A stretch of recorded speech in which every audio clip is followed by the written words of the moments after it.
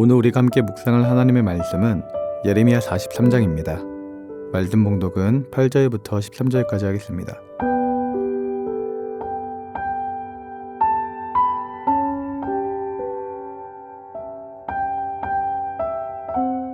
다바네스에서 여호와의 말씀이 예레미야에게 임하여 이르시되 너는 유다 사람의 눈앞에서 내 손으로 큰 돌 여러 개를 가져다가 다바네스에 있는 바로의 궁전 대문의 벽돌로 쌓은 축대에 진흙으로 감추라. 그리고 너는 그들에게 말하기를 만군의 여호와 이스라엘의 하나님께서 이와 같이 말씀하시되 보라, 내가 내 종 바벨론의 느부갓네살 왕을 불러오리니 그가 그의 왕자를 내가 감추게 한 이 돌들 위에 놓고 또 그 화려한 큰 장막을 그 위에 치리라. 그가 와서 애굽 땅을 치고 죽일 자는 죽이고 사로잡을 자는 사로잡고 칼로 칠 자는 칼로 칠 것이라. 내가 애굽 신들의 신당들을 불지르리라.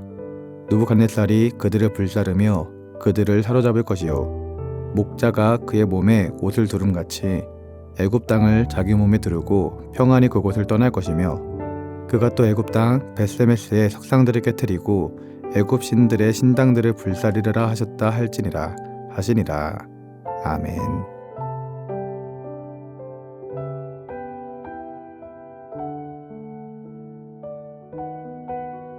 유다가 바벨론에 멸망한 후 유다는 두 무리로 나뉘었습니다. 첫 번째 무리는 바벨론의 침공으로 인해 바벨론으로 끌려간 바벨론 포로 공동체입니다. 그리고 나머지 무리는 바벨론 포로로 끌려가지 않고 예루살렘 주변에 남아있는 사람들입니다.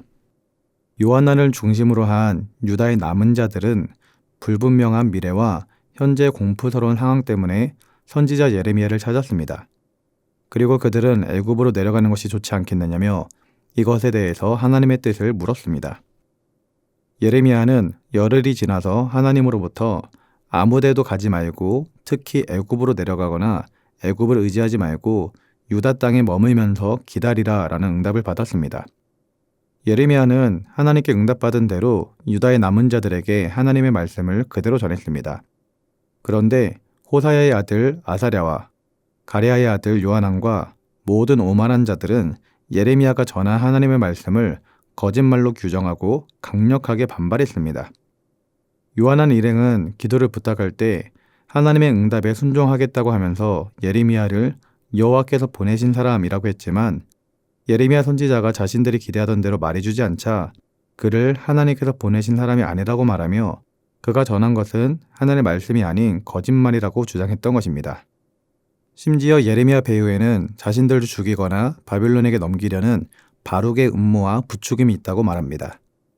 그들은 분명히 하나님의 응답이 자신들에게 좋든 나쁘든지 여호와 하나님의 목소리에 순종할 것을 약속한 자들이었습니다. 하지만 자신들이 원하는 대답이 오질 않자 180도 달라진 모습을 보여주고 있는 것이죠. 이들이 왜 이렇게 달라진 모습을 보였을까요? 그것은 그들이 여호와 하나님보다 바벨론을 더 두려웠기 때문입니다. 바벨론의 보복이 두려워서 바벨론을 겁내지 말라는 하나님의 말씀이 귀에 들리지 않았던 것이죠. 그리고 하나님의 말씀을 의지하기보다는 애굽이라는 나라를 의지하려고 하였던 것입니다. 그들은 자기들이 살 방법은 애굽에 가서 도움을 구하는 방법밖에 없다라고 생각을 하고 있었던 것입니다. 결국 그들은 여호와의 목소리에 순종하지 아니하고 애굽 땅으로 들어가 다바니스에 도착하게 됩니다.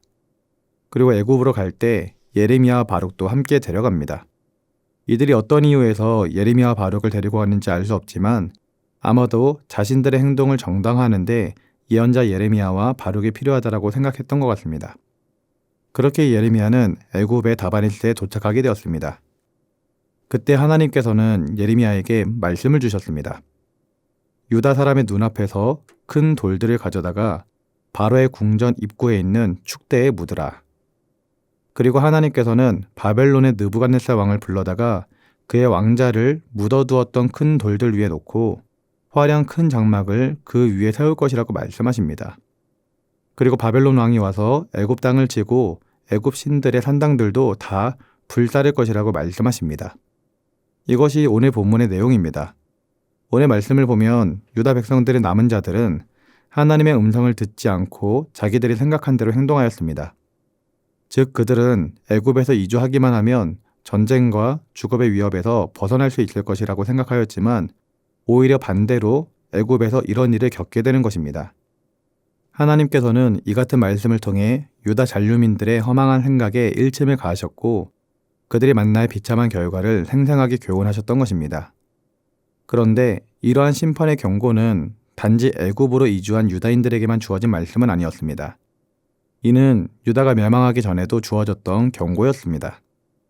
예레미야 21장 6절과 7절 그리고 29장 16절부터 18절까지의 내용을 보면 하나님께서는 당신의 말씀에 불순종하고 헛된 것을 믿고 불신앙의 길을 걷는 유다 백성들에게 본문과 유사한 내용의 재앙이 내릴 것이라고 말씀하셨고 얼마 지나지 않아 그 말씀은 실제로 이루어졌던 적이 있었습니다.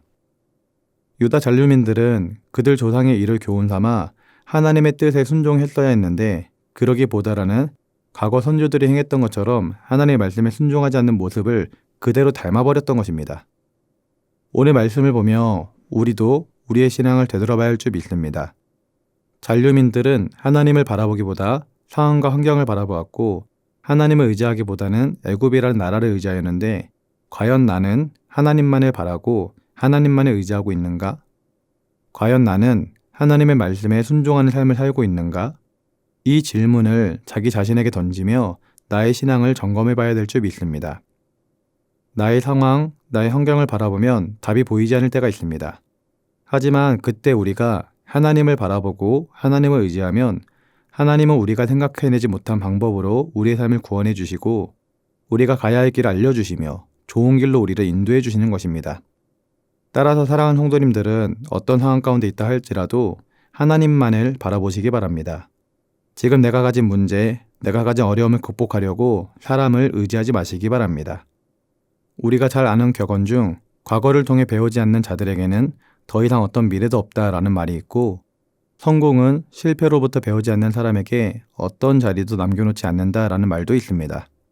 우리는 오늘 본문에 실패하는 선조들의 모습과 다르게 살아야 될 줄 믿습니다. 과거 실패했던 선조들의 모습을 타산지석 삼아 우리는 바른 미래를 개척해 나가야겠습니다. 이를 위해서 사랑하는 성도님들은 하나님만을 바라보시고 하나님만을 의지하시기 바랍니다.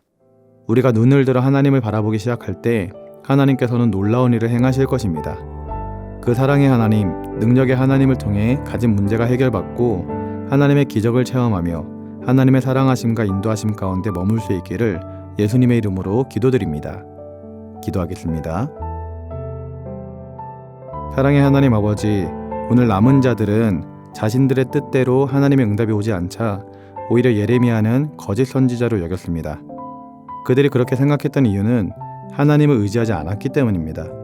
하나님을 의지하지 않으니 바벨론이 무서워 보이고 그래서 결국 애굽을 의지하였던 것이죠. 주님, 우리도 인생을 살다 보면 힘든 일을 만날 때가 있고 어려운 시간을 보낼 때도 있습니다. 그러나 그러할 때 세상의 것을 의지하거나 사람을 의지하지 않게 하시고 오직 여호와 하나님만을 의지하는 성도가 될 수 있도록 은혜를 더하여 주시옵소서. 지금 가지는 어려움의 시간을 통해 하나님이 원하시는 뜻이 무엇인지를 분별하게 하여 주시고 그 뜻대로 살아갈 수 있는 하나님의 자녀가 될 수 있도록 역사하여 주시옵소서. 감사를 드리며 예수님의 이름으로 기도드립니다. 아멘.